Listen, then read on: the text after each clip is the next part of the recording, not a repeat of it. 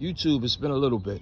Back again, do a short video on an issue that I've encountered with my Tesla Model S.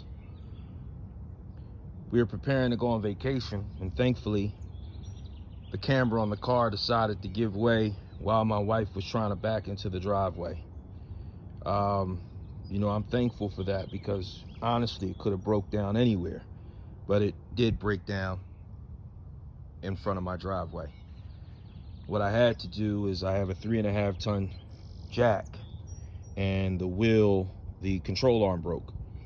So essentially, I lifted with the 3.5 and guided it in the back to straighten it up as best as possible. So the car actually has been sitting here for almost 2 weeks because every time I go about a half a turn, quarter turn, the camber will give out because the control arm is no longer doing its job. So I left it parked here. I went into the Tesla app and, I did service. Now, I know Tesla's catching a lot of heat right now, but if I'm being honest, I've never had to fix anything on this car. Maybe the heat pump to cool the battery. Other than that, a door, door handle, nothing. Oh, brakes when I first got it, the emergency brake, and I actually ordered that and replaced it myself. But I've been driving this car since 2017 and never an issue, so I can't complain. But the control arm completely snapped. As you can see, that's your bearing here that's supposed to be attached to your control arm, and it snapped. And so now I'm actually in the process of removing the control arm myself, because back to the initial point of the story, I went into the Tesla app, I asked for service. I know not everybody is as knowledgeable when it comes to cars, but I knew the control arm had snapped. I sent them a picture. I told them the control arm had snapped and scheduled service. And Tesla essentially said that there's nothing they could do about it at their service center, that I would have to have this car towed to Tesla collision. And so, I sent back, not trying to be snarky, are you telling me a suspension related issue has to go to a collision center? This is a wearable suspension part. Literally 2 bolts in the rear, 1 bolt on the knuckle, another bolt for your steering linkage, and another bolt for this is your link, your integral link.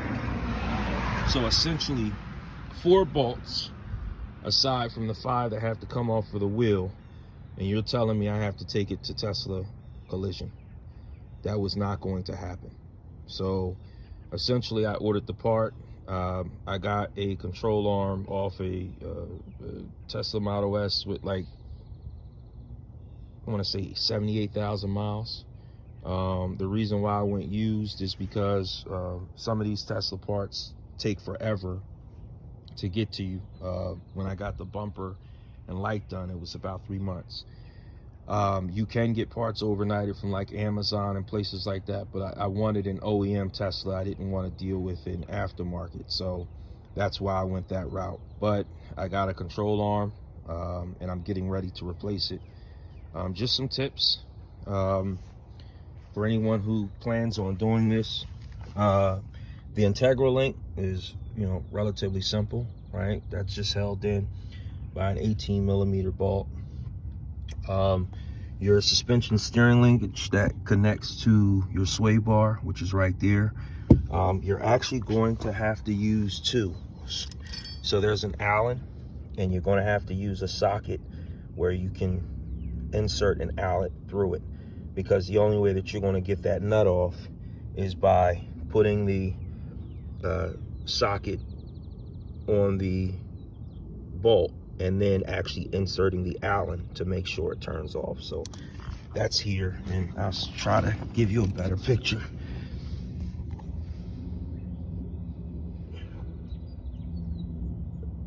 Sorry, right there.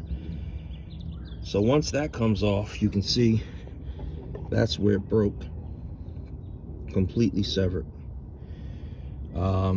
the other issue is like I mentioned, I really couldn't drive it. So the proper way to get those rear control arm bolts out is by removing that lower cowl. I couldn't do that. Like I said, literally, it took me an hour just to back it into this spot to get it off the street, because every time we try to back in, eventually the camber would give out because it wasn't being controlled. So this is where it's parked. So what I did to get through that is, if you can see that little hole right there, I essentially put an extension on my socket, and that's how I was able to get the control arm on that side, the rear bolt.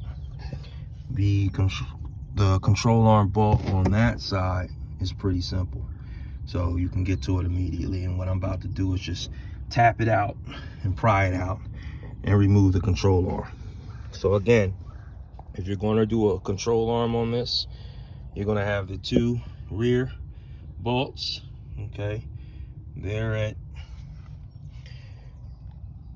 I believe, 18 mil. No, I'm lying. They may be 21 mil. So let me double check. So you've got 15 for that steering linkage.